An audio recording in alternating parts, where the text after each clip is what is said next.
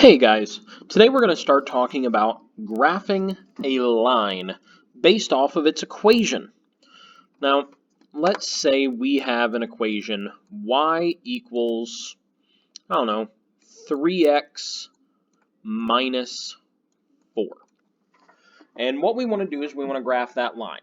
Now, I know there's some wonderful tools out there, such as Desmos, the website I'm on right now, where all you really have to do is type this in and it graphs it for you.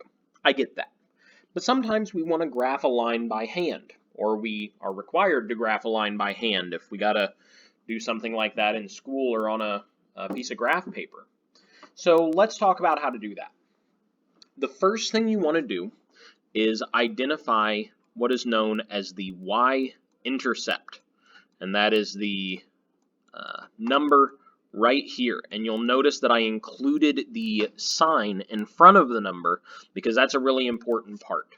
So the y-intercept really means the point where the line crosses the y-axis.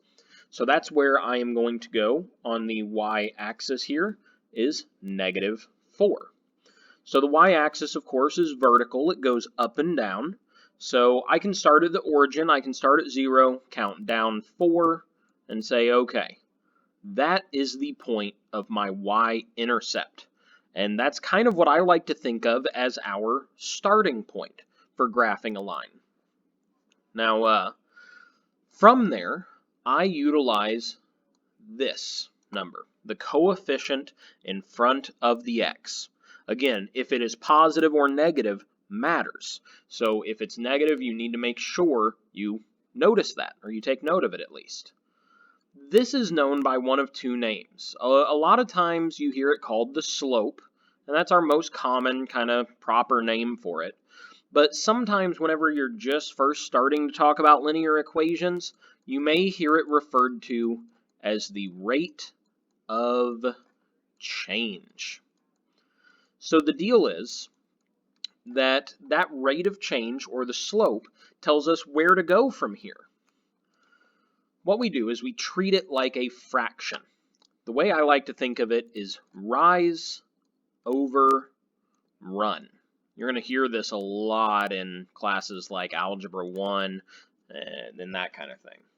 So what we can do is we can write this number as a fraction if it isn't already one. Sometimes you're going to see a number there and it's going to be like 7 over 4 or something crazy. Now this number is just 3, but even a number like 3 can be written as a fraction. We know that we can do that just by writing it over 1. So what this tells us is that from our starting point here, from this y-intercept, we need to rise 3 units and run or go over 1 unit. So that's what I'm going to do. I'm going to rise 3 up 3. I'll trace it here. Rise 3, run 1. And then that's going to take me to my next point. Now I can do that again. I just keep continuing that process till I have a whole line. Rise 3 units, run 1 unit. And then I have my next point.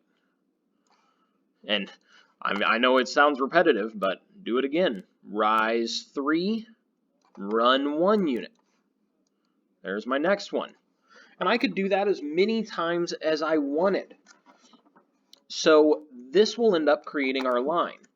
Not only does it create points that the line passes through, but we can actually draw a line that connects right through all of these. So let's go ahead and label this. This coordinate right here is 0, -4. This coordinate looks like, I accidentally wrote a negative, a +1, -1. This coordinate, we have 2, 2. And this coordinate is, what, 3, 5?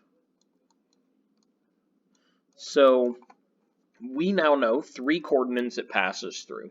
We could keep going up further than that and finding other coordinates the line passes through if we want. And we could actually go farther down with the coordinates too.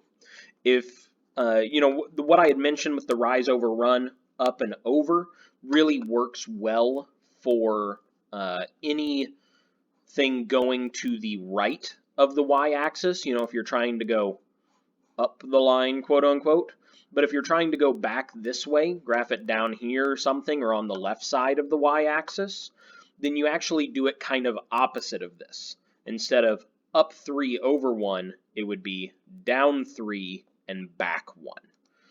We'll do an example of that in a second part of this video, though. So let me go ahead and connect these dots. So I'd be able to say, I know my line's not going to be perfect. Screenwriting is not the easiest thing in the world. But we could approximate that our line's going to look something like that, right? As long as we draw it through all of those coordinates that we said it passes through. All right, so I'm going to clear this off, and we're going to graph a different line. Just get a little bit more practice and make sure we have everything down well. So let's say the next line we want to do is y equals negative 2x plus 1. Okay, negative 2x plus 1. So let's remember where we start here. We start by looking at our y-intercept. So it is a positive 1. So I'm going to go to this y-axis, and I'm going to put a point right here at positive 1. Next, I'm going to say, okay, let's look at my slope, or my rate of change. And in this case, it is a negative 2. So I'm going to write it as a fraction, negative 2 over 1.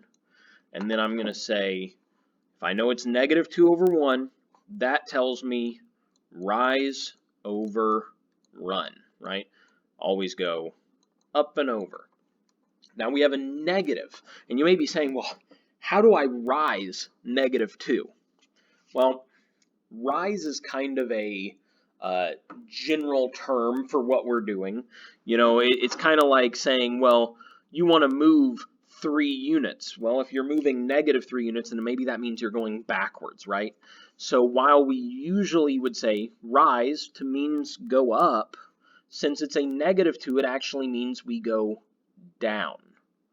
Now, if the 1 is positive in the denominator, we still run, we still go to the right like normal.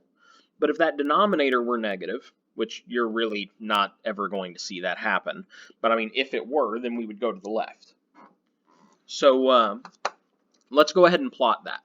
So negative 2 on rise means we're going down 2, and then we run 1, or we go over 1. So there's our next coordinate, right here.